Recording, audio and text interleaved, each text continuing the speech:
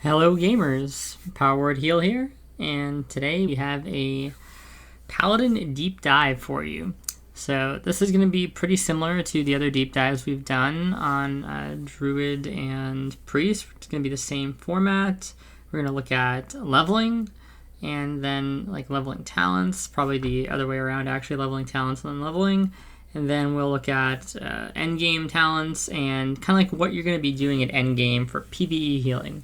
We're just going to cover PvE because we want to keep the scope kind of like limited, right? We don't want to get into all the possible permutations of PvP, so I'll just give you like a quick idea of like what you're going to be casting probably, and we'll re-go over the runes and stuff like that in case you missed the rune video, and we'll have the talents, and I'll explain all the choices behind that stuff.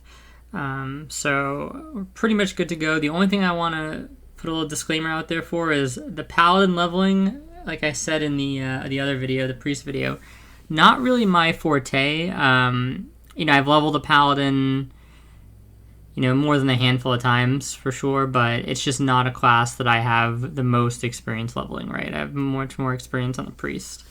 But to be honest, I don't think that's necessarily going to be too much of an issue because I think that the way Paladin leveling is going to be is sort of like radically different because we're getting like all these new like actual instant strike abilities that seemingly will potentially be in the game from a low level, so I think that'll change kind of a lot of how this goes. But we're gonna look into like the standard stuff first, and then I'll talk about how to like apply those new runes in there. So we're just kind of gonna start by looking at talents, and we'll kind of just go from there. So there's like two Paladin builds that I always hear about while leveling. Now the one that I've always used is red, right? But we're gonna go over the holy one just briefly, even though I don't really think it's very good, especially for this level bracket. But just to kind of like cover our bases, right? So pretty sure you go divine strength, you go seal righteousness, and then you take consecration, and then at this point you can basically take anything.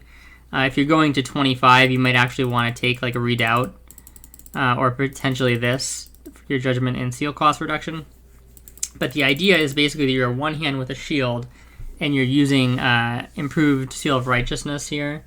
And the idea is that because you have a sword and you're attacking fast and the shield does flat damage, that you that's kind of like the whole idea, and you're a bit more defensive, especially if you take redoubt because and you're using a shield, because a shield at lower levels tends to be more effective than a shield at higher levels. Like the armor class is effective regardless of the level, but the actual ability to block seems to be better at lower levels because just like the percentage of damage you block is seemingly going to be higher, because it's when you block, it's not based on like a percentage of the hit, but it's based on like whatever your block value is, and the block value seems to get very outscaled by like super late game content.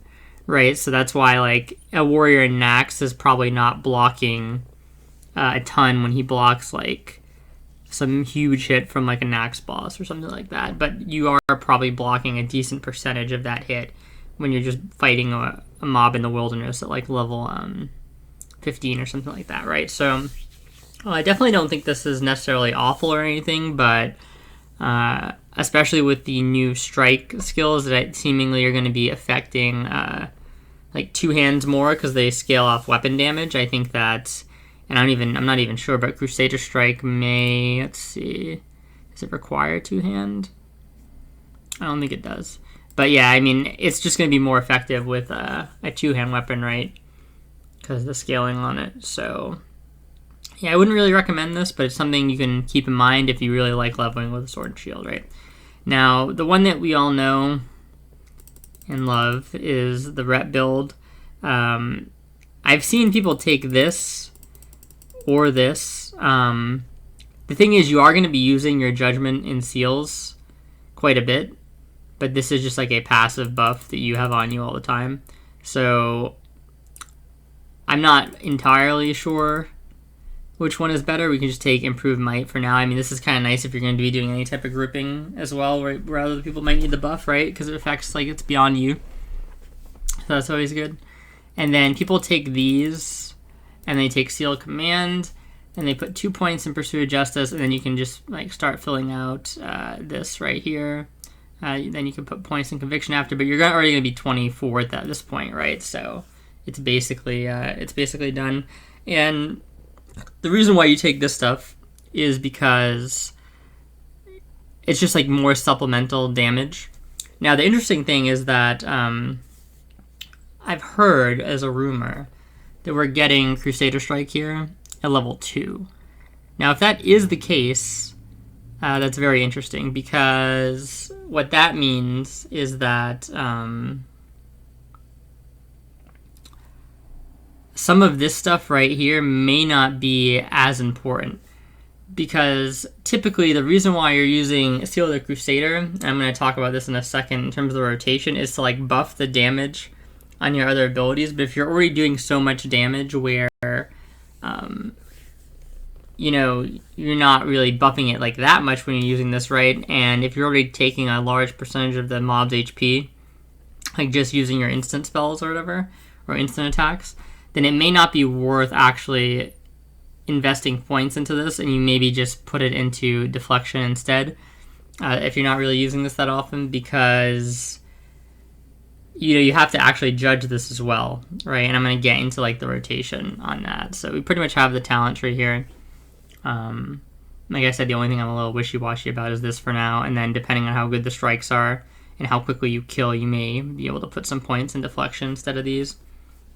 But we'll hop into the Paladin skills here, talk about the rotation. So basically, early on, when you have like nothing, you're going to be using Seal of Righteousness, and you're basically just going to turn this on, auto attack the mobs down, and then you know you can always use Judgment at level 4 for a little bit more damage, right? But it's not an insane amount of damage, and it's probably not something you can even sustain completely. Like you can't just keep putting the seal up and casting Judgment on cooldown, most likely. But you don't really need to do that anyway. And what you can kind of do is you can, like, when the seal's about to fade anyway, you could judge it and then throw a new seal up. That's kind of how I do it while I'm leveling. And you can just play around with that to see like what feels right for you, right? So if you have excess mana, kind of like in the priest video, you know, you keep in mind mana positive, mana negative, and mana neutral. And if you have excess mana and you feel like you're mana positive, you can lean into the Judgment a bit more. If you have less mana, you just don't do it as much. Now, I've heard that the Crusader Strike is level 2, like I said. So if you have this, I think this is not going to cost mana, because it gives mana. Now, it's possible that it takes mana and also gives just some of it back, but I think that the idea is that it's not going to cost mana, and it's going to be a way to do extra damage and regen a little bit of mana. So if that is the case, then obviously you just spam this as soon as it comes off cooldown, right? If it's not the case, I feel like you still probably want to use it as it's coming off cooldown, because it's giving you some mana back, and it's probably doing more damage than Judgment, assumedly, right? Because it's scaling off a two-hand weapon. And you don't have to then recast your seal afterwards. So I think that would be mostly the way to go. And you get Seal of the Crusader at rank 6, and this is where things can start to change a little bit, but maybe not necessarily right at rank 6. So the idea with Seal of the Crusader, right, is that you judge this, and then your Seal of, if you see what it says, it basically makes the holy damage they take increase by up to 20. So then your Seal of Righteousness is doing more damage, and your Crusader Strike should do more damage as well, right? So it seems pretty good at first glance, but there is like the fact that it costs 25 mana, and you're instantly judging it, so you're not really getting any value out of the first part of the seal. And Judgment is not necessarily a, you know, like a super, great, like it definitely can use some mana on you if you're not careful, right? So, yeah. The question is, are the mobs going to stay alive long enough for it to be worth it to have this on? And that's just something you're going to have to kind of determine for yourself, and it's going to mostly probably depend on like the quality of your weapon. If we get Crusader Strike, and how much damage Crusader Strike is actually doing in a, you know, a pragmatic sense. and if we get Divine Storm later on. Because if we have 2 instants, then although this would benefit both instants, it's like it may just be overkill. So it's something to keep in mind. One thing that I did hear through the grapevine, and this is not confirmed, but I was trying to get a source on it, but I haven't been able to find it yet, is that mobs are going to start scaling from level 4 onward. They're going to get increased damage and health. Now, the health is kind of new because they said initially they didn't want to do health. They wanted to stay away from giving health, but it appears that if this like leak or source or whatever is true, then they are getting health. And somebody said it was going to be 50% damage and 100% extra health by level 45. That was kind of like the trend of the scaling. So if that's true, you know, you may have to start using stuff like this, right? Because things are just things already get naturally tankier, and if they get a scaling HP buff, the higher level up you go, I mean, like, they're just going to be even more tanky, right? So just something to keep in mind, that this is something that is, it's definitely something you want to use like in an optimal DPS situation. Like if you're trying to do an elite or like a boss or something like that, you would have this up. So any longer lasting fight, you definitely want to make sure that it's cast. And so there would be like putting this on, judging it, then swapping to Seal of Righteousness, and then autoing the mob, Crusader Strike, whatever you have, Divine Storm if you have it, and then finishing the mob off with Judgment if you have the mana. But you basically kind of want to adjust your playstyle based on, am I killing a bunch of things really fast for like grinding, or am I questing and I can afford to dump everything into the monster and then regen a little bit after the fight. So you kind of have to just play it by ear in that regard, but that's basically going to be your rotation.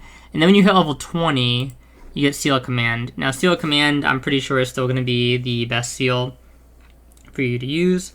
And it kind of functions the exact same way as you would use Seal of the Righteousness, where you judge Seal of the Crusader first, and then you turn on Seal of the Command, and you just kind of go at it. And then the interesting thing about Seal of the Command is it has this interaction with Hammer of Justice.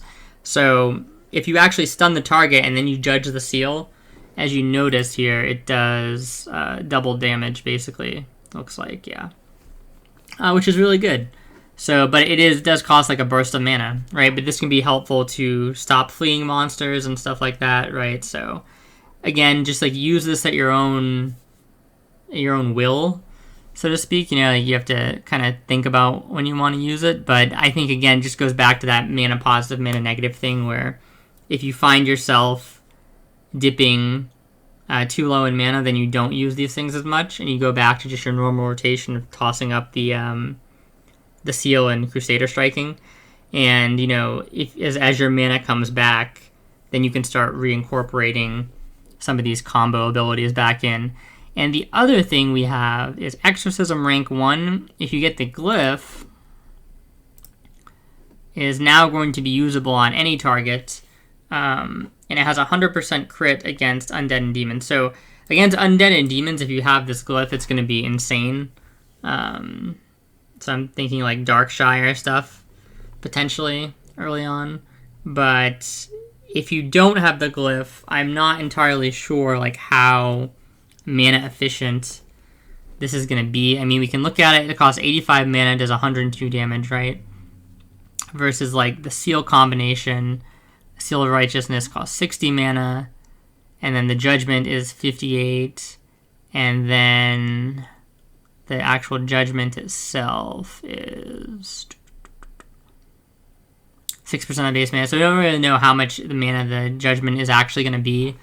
But I feel like it's probably going to be worth it to exercise single targets over, we'd be using Seal Command, but you kind of get the same idea. This is the first Seal Command, right? So unless you have a stunned or incapacitated target, it's probably going to be worth just exercising them rather than judgmenting them. I think. But keep in mind that's only if you're just tossing up the seal and judging for the hell of it, right? Because if the judgment is like already on the mob and already kind of like did work and you can reapply it anyway, then the judgment is likely to be like less costly than 85 mana at that level, which means that it may be like more mana efficient to just end the fight with a judgment. Although I guess you will have to, you have to put your seal back on if it's not already ending. So just some things to keep in mind. Obviously, if that mob is undead, though, this is going to be really goated, right? It's like super good. So definitely put that on cooldown against undead monsters. As you can see, it has a 15-second cooldown, so you can't even spam it anyway. But it's just an interesting new change they made for sure. And we're not even sure how hard the glyph is going to be to get, right? It may not be really worth your time to go out of your way and get the exorcism glyph before capping at 25, because it's most likely going to be available around level 20.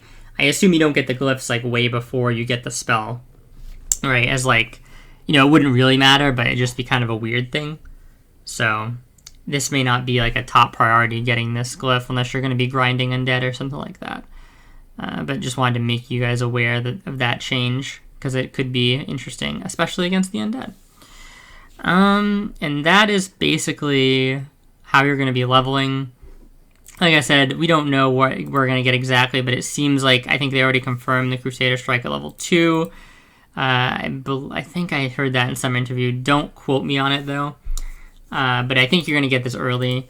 And then Divine Storm, who knows when we're going to get this, but this has use on single target as well, obviously. It's just a matter of how much mana is it going to use and can you sustain it. But it's one of those things where, again, you can just go into that mana negative rotation when you have a surplus of mana, and then when you don't, right? And you just drop it until you get your mana back. So it's not really a big deal either way, incorporating abilities like that in.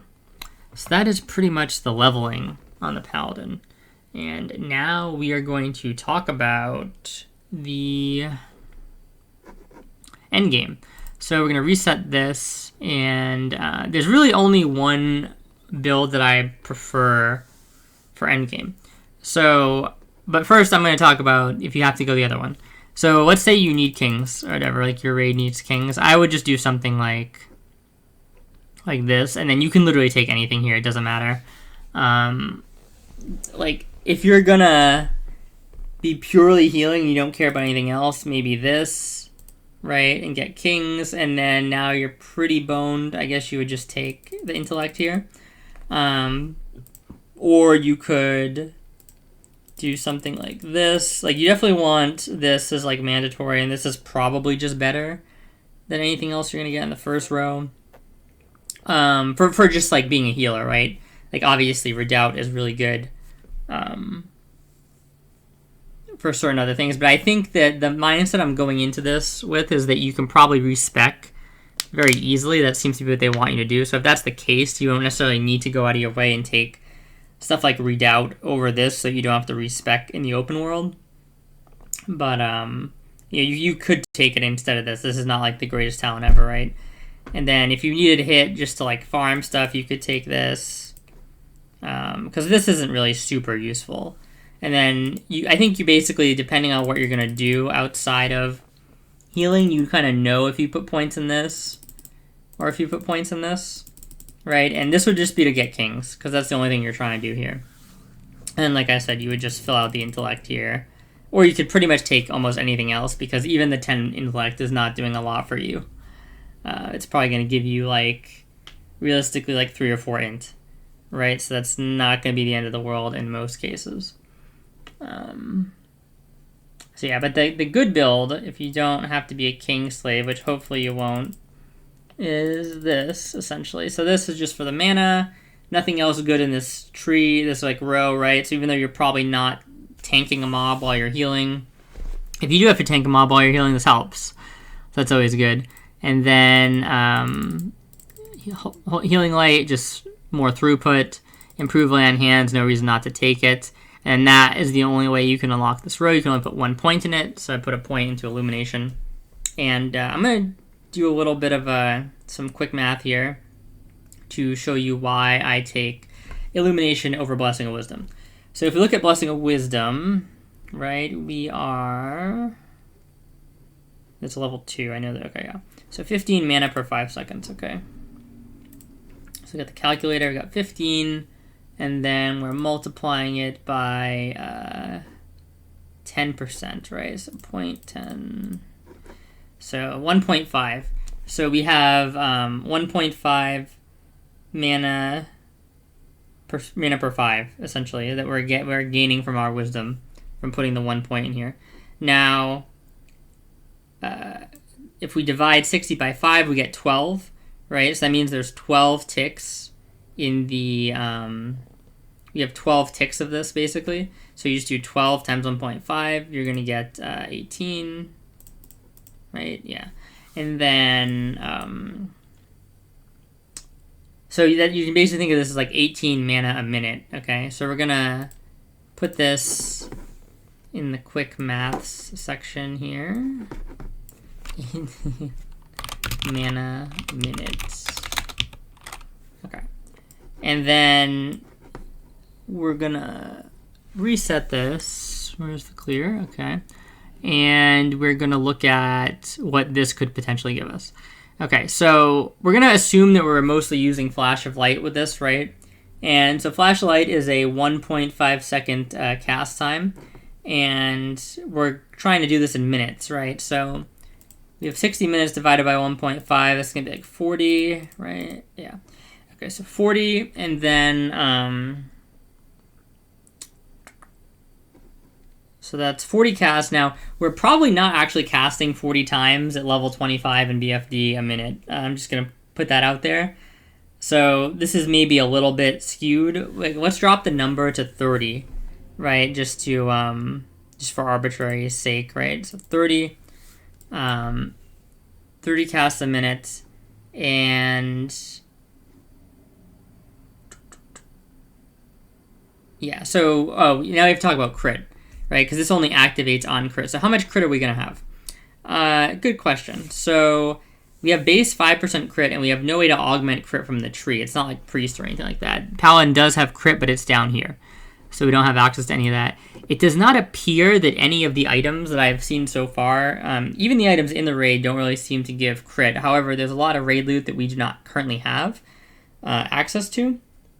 And then on top of that, raid or pre-raid stuff is I haven't seen like basically any crit on it either, right? But you do get crit from intelligence on Paladin.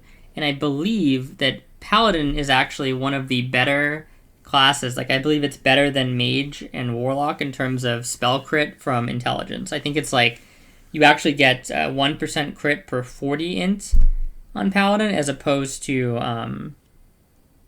1% crit from like 60 int on the Mage.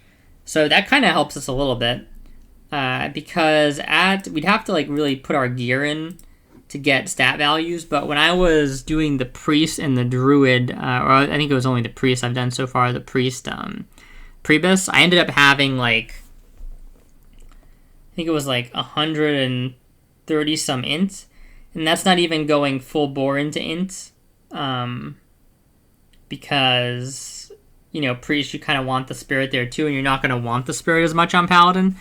So if you don't really need the Spirit, and you don't really need stamina to survive things in the raid, or the dungeons, you may just want to go full int on the gear, and that'll get you a bit more intelligence, especially combined with this. It might get you like an extra point or something. It's not really going to be a huge deal, but you could maybe see something like 150 int even by the time you're all enchanted. We'll look at that when we do the Paladin gear video.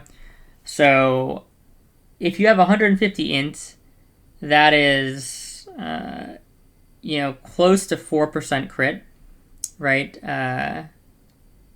Pretty close, 10 over, right? If you do 40 for each 1%. So we're looking at like 9% crits, which isn't terrible. And maybe you can get a little bit more in. Let's just call it 10% crit for easy math's sake, okay? So 10% crits, and you're doing 30 casts a minute. So 3 of these a minute should basically be crits, essentially, is the idea, right? Now, if you look at Illumination, it's a 20% chance on crit because we only have 1 point into it, right? We don't have the full 5. So that means that it's a little bit like we're not getting a full.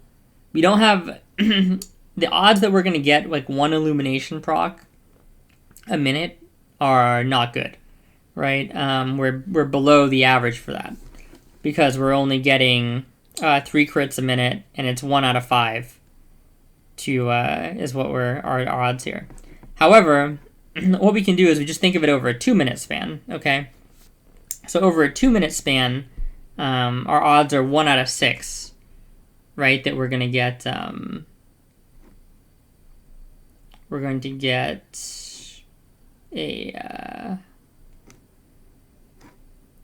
I'm sorry, the odds don't go to 1 out of 6, but that was a bad way to say that. But we have 6 chances, right? Whereas we only have 3 chances because we're only going to get, we assume 3 crits in the first minute, and we're going to get 3 additional crits in the second minute, right? And we have a 20% chance. So odds are we get at least like 1 Illumination proc. It's kind of like one Illumination proc and change, right? From a 2-minute cycle. And so all you have to do is come over to this mana per minute, right? And this is 18 mana per minute, so you double it to get 2 mana per minute, right? Or to get the mana for 2 minutes. So it's 36 mana for 2 minutes. And then what are you getting back if you're casting Flash of Light from this? You are getting back 35 mana. Okay, so it's basically the same if you were to get 35 mana back. Now, keep in mind, the odds are a bit higher than what we're saying here. So you're likely getting 1 point, 1 or 2 something Illumination procs per every 2 minutes. So technically, this number is a little bit higher than 35. And then this is only with Flash of Light, right? So if you use it and it happens to crit on something like Holy Light and you happen to get the proc, you're getting a lot more mana back, as you can see, 110 and 190, right? Which can be kind of huge and game breaking in some cases, I would say. And then on top of that, you have to think of it that like this is basically only happening, like this is the highest it can go possibly, right? This is like the upper bounds for mana regen when you take the wisdom, and then Illumination is the kind of like the sky is the limit. You can have good RNG and you can get a lot back, and you can have bad RNG and you can get nothing back. However, the way I kind of look at it is that this is just not a ton of mana that you're getting back regardless anyways. 36 mana over 2 minutes, right? It's just not super great. So the idea is that I would rather have the thing with the higher upside in this case, you know what I mean? And just potentially get lucky. And maybe I get lucky on a really big cost spell. And if I get lucky on a really big cost spell, then I completely dwarf the the mana per minute gained by the wisdom here. The other argument you could make is that, if you're putting wisdom on multiple people, you're getting more of an effect, right? But, a lot of times when the effect is this small, it's just difficult to really, quantify how much of a difference that's going to make to your other raiders, right? It's just not a very powerful buff at this stage in the game because the base value of wisdom is not high enough yet, and we don't even have 2 points in increased wisdom. So it's not a bad talent or anything like that. It's just that at this particular point, where we can only put 1 point in it and we're at low level, I would just prefer to shove it in Illumination, right? So that's kind of like my thoughts on those two, and that's how you can just use some really quick napkin math to kind of get you through most of these calculations. If you ever encounter something like that and you're wondering what's better, right? Just think about it logically and go for it, and you'll be fine. So with the spec taken care of, let's now move on to what you're going to be doing. And spoiler alert, you basically have two heals as Paladin. You have Holy Light and you have Flash of Light. And you have stuff like Lay of Hands, obviously, but that's going to either be used like before the fight to give a protection buff, or it's going to be used during the fight to save somebody. You're not really going to be using anything else. You'll see Flash of Light, this version here.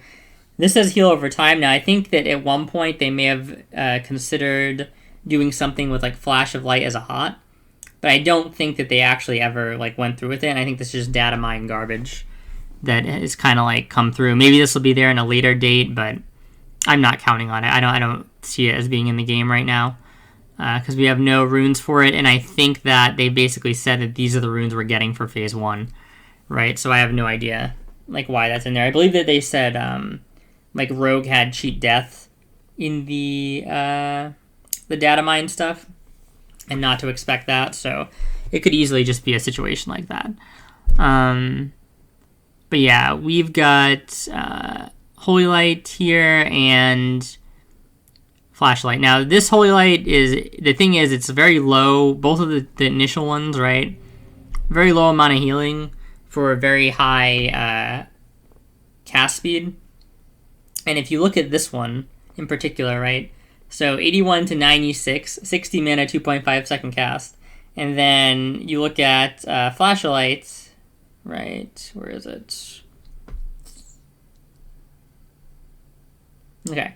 66 to 77, 35 mana, 1.5 second cast. So there's basically no reason at all you're ever using Holy Light below like rank 3, if that makes sense, right? Because it just doesn't make it like this. You're basically better off just casting a Flash of Light at this point. You'll get even like more throughput over time because the cast speed difference is just so drastic, and the healing difference really isn't so drastic, and the mana cost is like it's close to double, to be honest, for this, right? So these are just bad spells once you hit level 25, the level 1 and this one.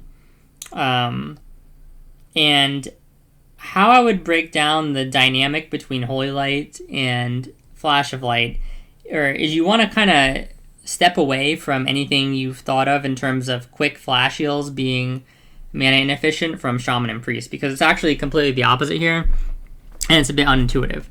But there's a reason for it. So, let's actually just do the math out on this stuff, right? And that'll be the easiest way to do it. So we have 67 and 77, right? So the average is 72. So we have 72.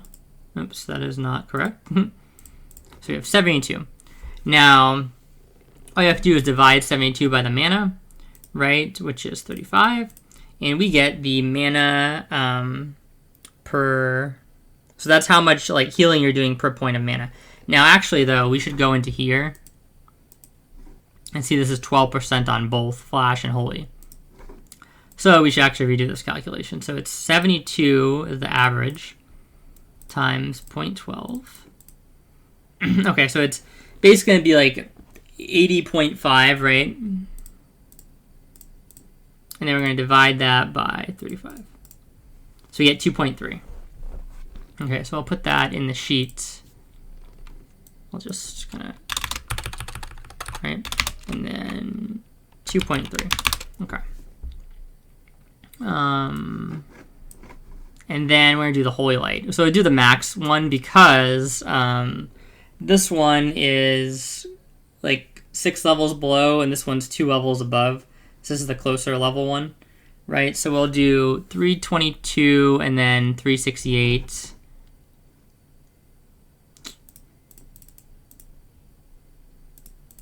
Right, and then, okay, so 345, and then we're just going to multiply this by 0.12, so it's going to be 386, basically, right, 386.4.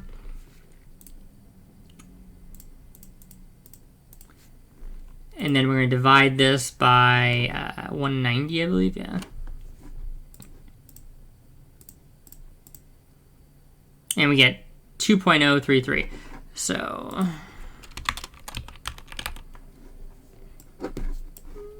as you can see, you actually get more mana. This is for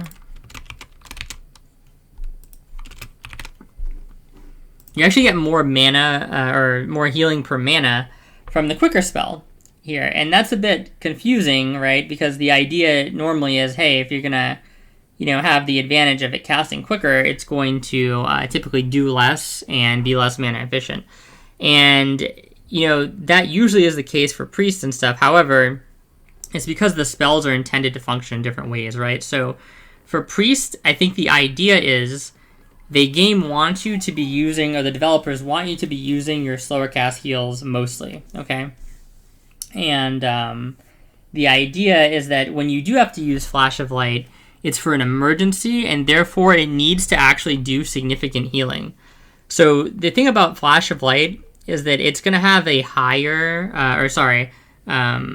Flash Heal from Priest, is that it is going to have a higher healing done, and you're going to be able to do more throughput with it than the Paladin's Flash of Light, regardless. Like, the highest rank of Priest Flash is better than the highest rank of Paladin Flash in terms of just, like, raw HPS and, like, saving potential, okay? But to compensate for that, it also is less mana efficient than the Paladin's Flash of Light, right? And the idea is that you want to be using that, the design idea, even though in the end game we're probably going to be using it a decent amount downranked, is that the idea from the developer's perspective is you don't want to be using this a ton, and that it's better to just use your big heals, but we need this to be somewhat potent for when you do need to cast it, but we're just going to punish you for it.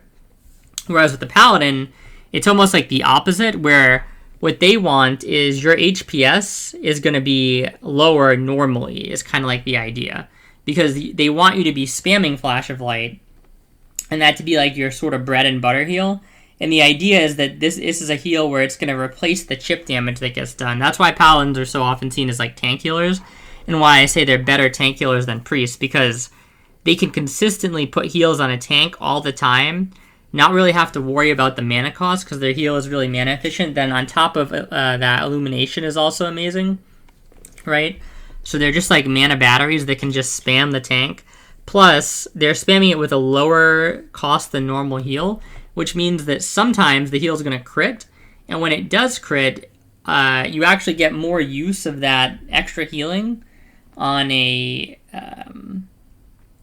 tank that is you're going to be more apt to use more of that and have less of it go to overhealing than if you're using a bigger heal, essentially, right? So Paladins are kind of meant to be that, like, that rock in the raid that's just constantly pumping out heals and can constantly keep casting, but is not doing, like, a ton of healing per cast, right? That's kind of, like, always been their role. That's always been what they do best. So that's why there's a functional difference there, right? Where even though the spell is faster, it's just not healing as much as a Priest Flash of Light is able to. So you're given more of a ceiling than Priest in terms of raw HPS value, but you're much more mana efficient, especially when combined with illumination, and you're more consistent. The heals are coming out more consistently, right? So that's kind of the idea. And that is why that dynamic exists between the heals. So basically, as a Paladin, what you're going to be doing is the majority of the time you're going to be spamming this Flash of Light spell. It also happens to be that Flash of Light is just... I already mentioned that it's better than these two, right? But or it's better than these two at least. But it's also going to scale with your spell coefficient. It doesn't have a great scaler. It's like 0.44, I believe. But it's still going to be better than the stuff pre-20, because the coefficients get... you only start getting your normal coefficient at 20, and anything below 20 is like severely compromised, essentially. So... we're kind of lucky that this is in the 20 bracket. You get it first at 20, and if you do get any plus healing, at least you'll have this. It won't have a good spell coefficient, but it'll have like a better one than if it was down here and still a 1.5 second cast, right? It won't have an absolutely awful one. And Holy Light will have a 0.84 coefficient, I believe, because it's a standard 2.5 second cast.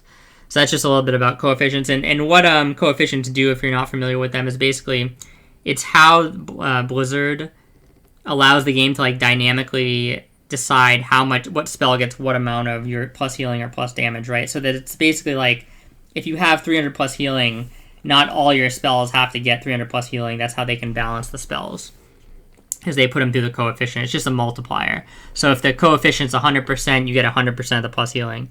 If it's 50%, you only get 50%. So if you have 300 healing and a 50% coefficient, you get 150 healing on that spell. It's really simple to understand.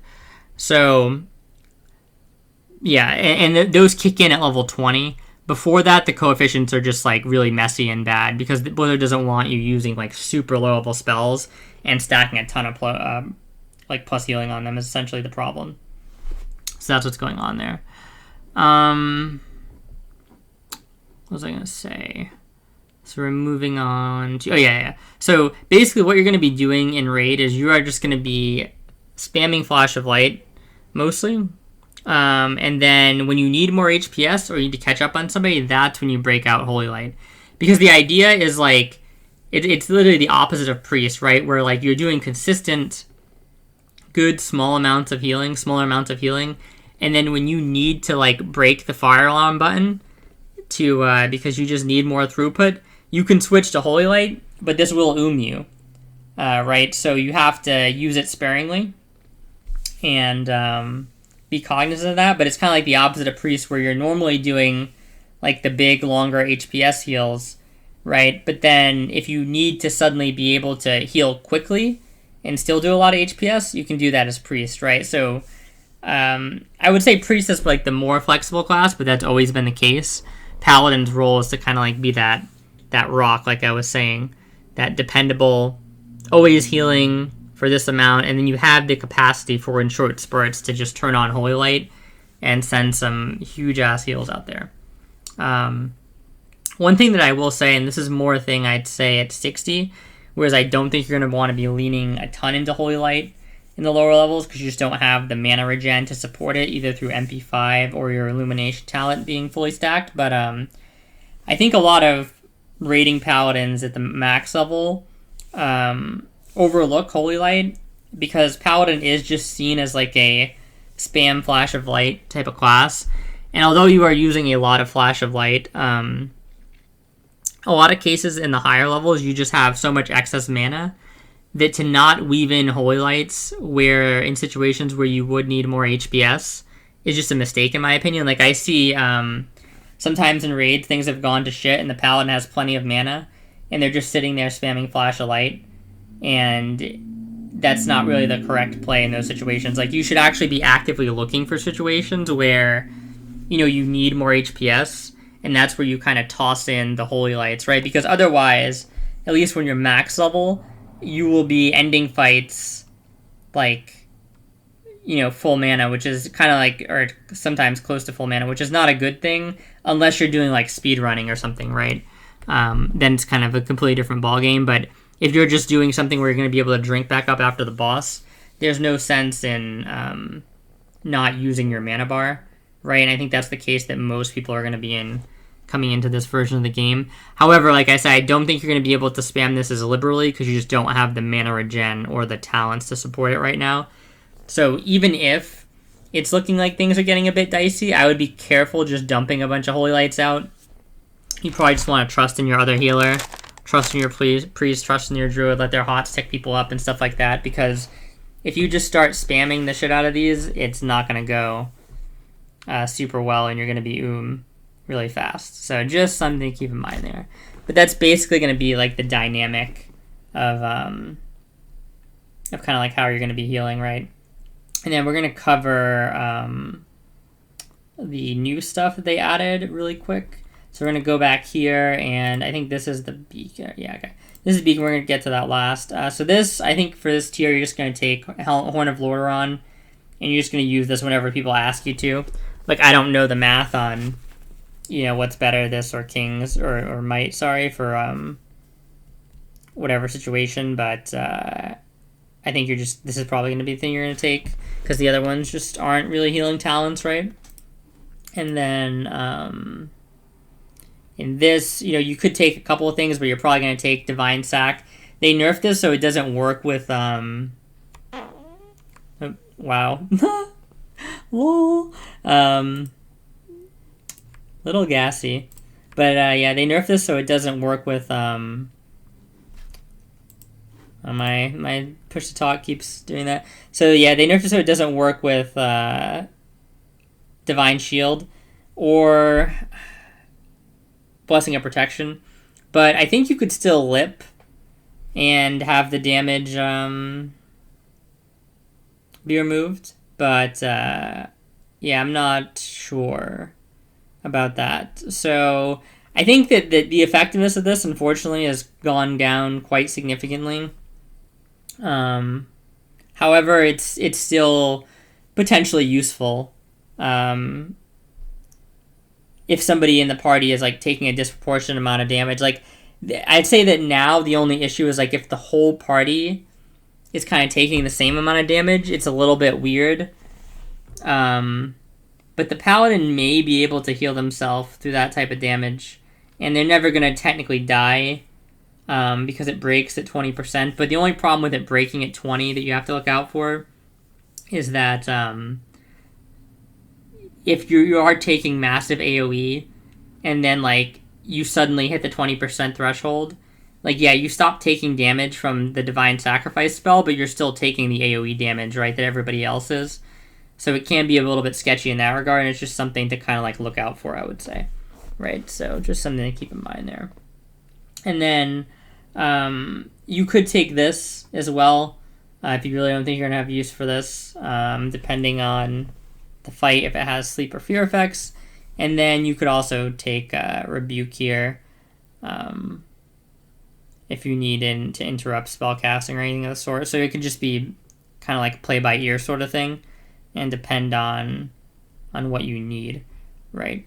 Now, the main one is the Beacon, right? And I already talked about this in the Paladin Rune video, but the reason why Beacon is kind of so insane, right? To put it in a slightly different way than I put it in that video, is there's multiple ways, but I think the main thing is it's actually kind of just doubling your throughput, right? Which is sort of the limiting factor Paladins had before. Because like I said, you're a consistent mana battery, right? And you're doing a lot of like solid, continuous healing, but you're not really doing that much healing. Like if you were just spam Flash of Light on the raid or the tank, your HPS is like definitely capped at a certain point, even with Blessing of Light and even with a lot of plus healing in the late game, because Flashlight does not scale super well off plus healing because it's only a 0.44 spell coefficient, right? Because it's 1.5 second cast. So the issue that you kind of have is like, you know, how do I break out into those higher HPS values without just completely ooming myself with Holy Light? And Beacon is basically allowing you to do that. And not only does it allow you to do that, but because of how the tank dynamic works in any MMO, right, where the tank is taking all the damage, and because the Beacon can be placed on the tank, this spell is a lot more useful than it otherwise would be. Because think about if you didn't have like a tank, if this was a style of game where there was like no tank and people just took like random damage, then healing it would be a lot more annoying because you'd have your Beacon and you could put it on somebody, but it's probably just doing a bunch of overhealing, right? Because you don't know if that person's going to be taking damage at the same time the person you're trying to heal is. Right? That you have your Beacon on, I mean, versus the other person you're trying to heal. So the thing with the tank is you have a consistent source of damage taken, and especially in these like lower person groups, you can kind of define who's going to be having what job and who's going to be healing the tank and stuff like that a lot more definitively than in like a 40-man even. So this spell, although it's going to be amazing the whole way through the game, it's probably going to be most efficient in these smaller type of settings, to be honest, where you can basically tell somebody, yo, like I've got a Beacon on this guy, don't worry about it. You know, and you're not going to be getting like sniped essentially. So this lets you it lets you basically double the throughput on any heal you're casting, right? It says 1% there, but it's I believe that is bugged because there's like another version here it says 100%. Where is it? Yeah, I think this is like what we're actually getting, right? Because if it did 1%, it'd be completely useless. But they did nerf the range on it. That was the main nerf. It was 60 yards, but 40 yards still going to be more than enough. And yeah, basically, you're getting like, not only are you doubling your throughput, but you're getting like full value from doubling your throughput, which that normally isn't the case. Like, normally if you double the capacity at which you're capable of healing, you could run into like some overheal issues. But because it's on two separate targets, and because the heal you're going to be casting most of the time is like a low cost, mana efficient, relatively low healing sort of heal, you're getting probably almost full value on every cast that's being duplicated now. And then if shit really hits the fan and you do need to start casting big flashes of light, you're getting insane HPS. Imagine casting like a double Holy Light, right? Double rank 4 Holy Light. That's just insane at this level. That's like an insane amount of HPS. You know what I mean? So Beacon is just it's kind of fixed the one problem Paladins had, where they're not really like those HPS demons, right? That's like the one thing that they really can't do super well, at least. And it's funny because I was having a conversation with somebody about Paladin versus Shaman after the runes came out, and they're like, well, like, I don't know what you mean about Paladin being the best healer. Like, Horde still has more HPS because Shaman still does more HPS than Paladin. And Horde have Priest, Druid, Shaman, and Alliance have Paladin, Priest, Druid. So Horde obviously has better healing, and it's like, well, no, because this has never been a throughput-focused game, you know? You very rarely die in this game, or pretty much never at all, because you don't have enough raid healing throughput. If anything, raid healing throughput with chain heal is where you waste a ton of mana, right? Because it's just a bunch of shamans throwing chain heal into the pile, and whichever one hits first gets the healing, and all the other ones get boned, basically. If you ever look at any Horde logs in this game, tons of overhealing done by shamans almost all the time, unless they're like super diligent. That's part of why shamans are so mana inefficient. Like, not only do they not really have super good mana back mechanics, or in some cases they're not really allowed to take them or even use them, but the way they spend their mana is just not very efficient a lot of the times, right? So this beacon, it's like, yeah, theoretically Horde have more throughput, but the effectiveness of the throughput of the Alliance heals is just like way better, right? And it's also like, because this goes back to heal the tank, like the tank is like, tank dying is honestly one of the more, it's kind of like something that's, it's like one of the only things that'll wipe you in Classic a lot of times, unless you're just like really not doing fight mechanics in like an obvious way. Because a lot of times what'll happen is people will maybe like stop casting on the tank for like a second or something to spot somebody else that's like critical, that needs like a heal. And most of the time that's fine, and it's probably the right thing to do, but sometimes because of how the tanking works in this game, especially when people were doing Fury Prop before, the tanks are just kind of squishy, and they can just get crushed and crit like very quickly, or thrashed, and they can just splat on you, because you had that momentary lapse off of them to heal somebody else. And this type of thing just solves that problem completely, right? Because now you're encouraged to be spotting.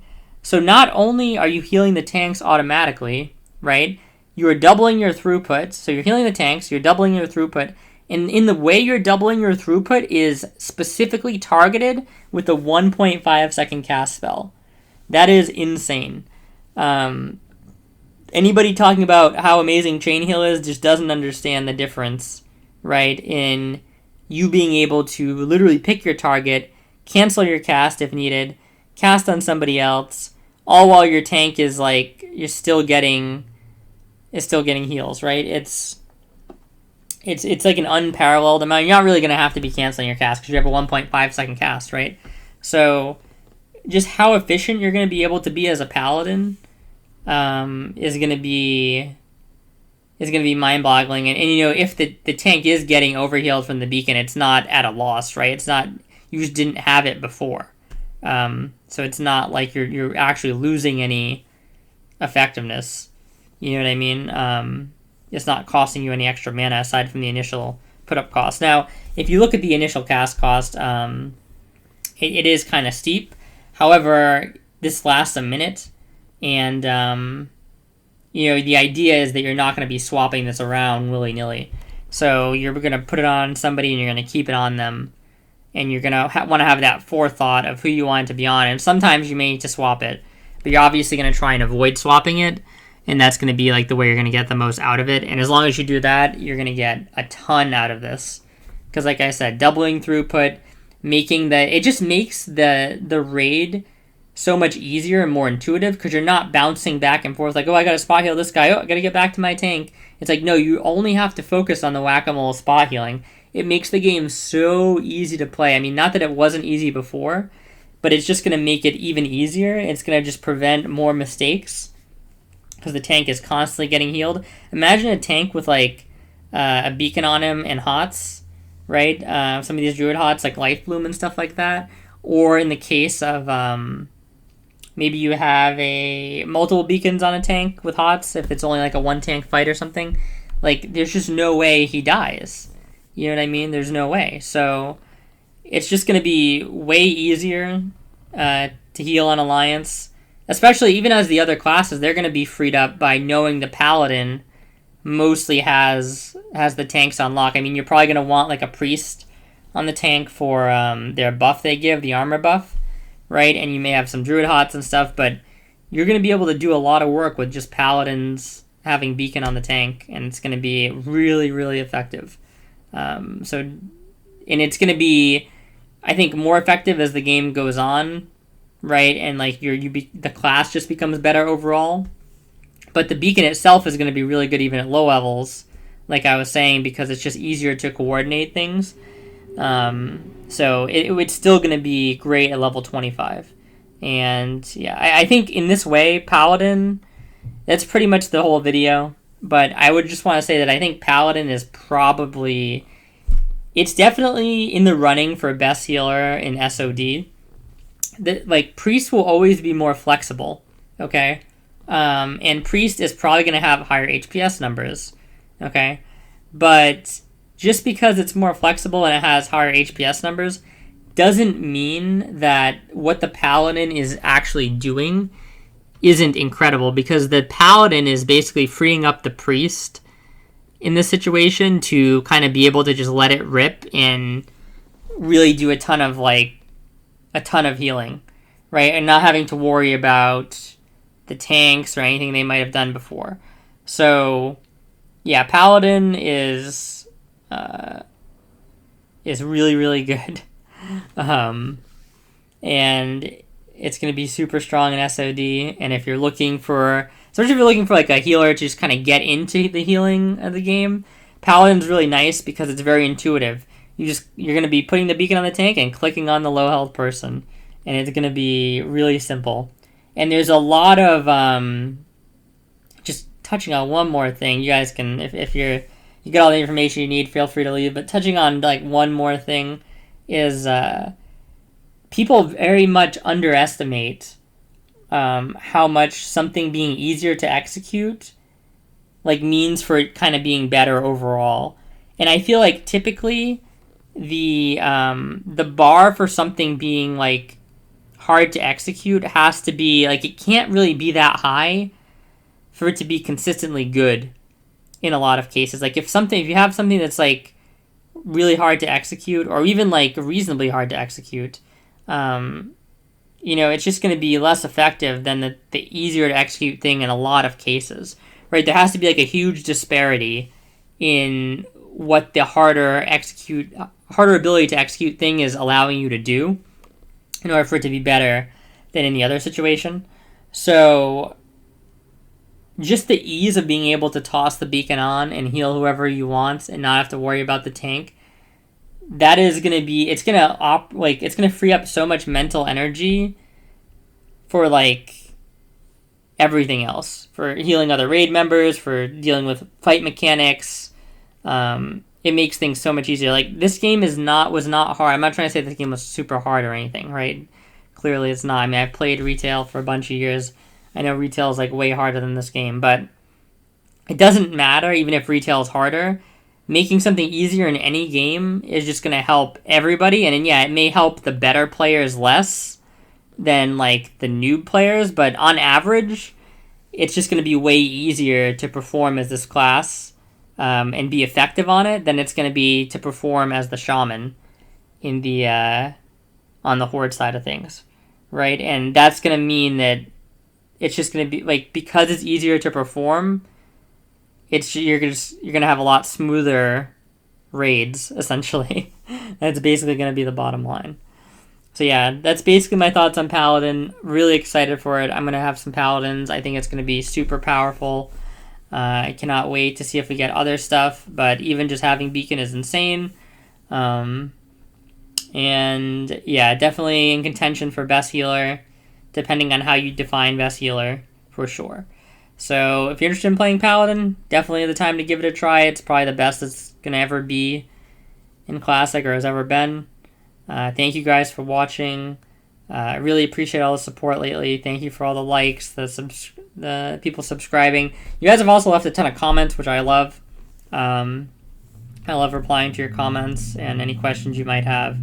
And any other ideas. I think somebody posted an idea about gold making videos, so maybe I'll do something like that after I get the shaman one out. And I'm not sure how I'm going to do the Paladin, or I'm not sure I'm going to do the gear stuff for the Paladin, Shaman, and Druid, because a lot of them actually I realize are kind of similar. Like the Shaman and Paladin are kind of similar, and the Druid's similar to the Priest. So I may just make a quick video to kind of like rehash some of the stuff for the Priest, and then make one for the Paladin and Shaman combined or something like that. Or to rehash it for the Druid, sorry, based on the Priest video, and then I'll make one for the Paladin Shaman combined, most likely. Will be how I handle that. So thank you guys again. Thank you for all the support. Please like, comment, and subscribe if you liked the video. If you didn't, that's completely fine. No worries.